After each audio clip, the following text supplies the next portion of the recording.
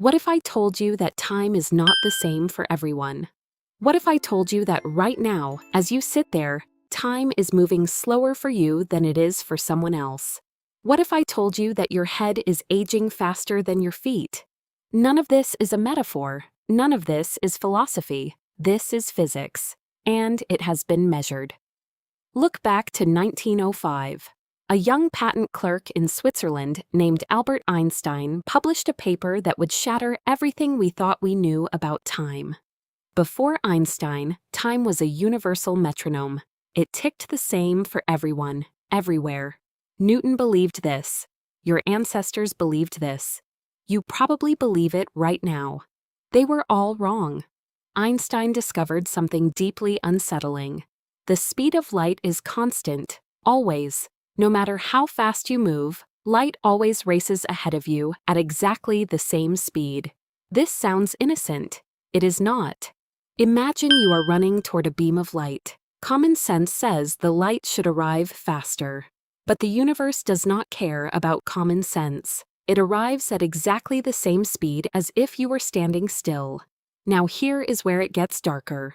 If the speed of light refuses to change, something else must. And that something is time itself. The faster you move, the slower your clock ticks. This is not a theory. This is not speculation. GPS satellites orbiting Earth move fast enough that their clocks run slower by 7 microseconds every single day. Your phone corrects for this every time you open a map. Einstein's equations are running in your pocket. But speed is only half the story. Gravity also warps time. The stronger the gravitational field, the slower the clock. A clock at sea level ticks slower than a clock on a mountain. Your feet, being closer to the Earth's center than your head, age ever so slightly slower.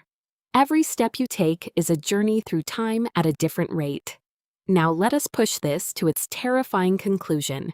Imagine a pair of twins. One stays on Earth, one boards a spaceship and accelerates to 99% of the speed of light. She travels to a distant star and returns home. For the traveling twin, the journey takes 5 years. She ate 5 years of meals. She had 5 birthdays. Her body aged 5 years. When she steps off the ship, her twin brother is an old man. Decades have passed on Earth. Friends have died. Cities have changed. The world she knew is gone. This is not science fiction. This is the twin paradox. And it has been confirmed with atomic clocks on airplanes. The universe does not owe you a single timeline. It does not owe you a shared present. Every object in motion carries its own clock. Every gravitational field bends time to its own rhythm. So what happens to you? You live in a world where time feels constant. You wake up, you check your phone, you go to work. The clock on your wall ticks reliably. It feels safe, it feels real, but that clock is lying to you. Time is not a river, it is not an arrow, it is a dimension as real as height and width, and you are moving through it at different speeds depending on where you stand and how fast you travel. Right now, astronauts on the International Space Station are aging slower than you. Right now, particles called muons, born in the upper atmosphere, should decay before reaching the ground. But they don't. They survive. Because they are moving so close to the speed of light that their internal clocks nearly stop. The universe breaks its own rules, and you are standing inside the fracture. But here is the strangest part. You will never feel it. You will never notice time slowing down. Because your thoughts, your heartbeat, your perception, they all slow down together. You are the clock, and the clock cannot detect its own distortion.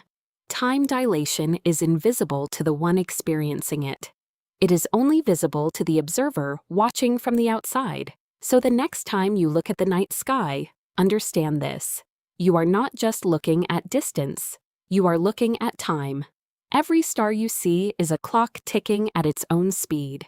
Every galaxy is a time zone that does not match yours. The universe is not in sync. It was never meant to be.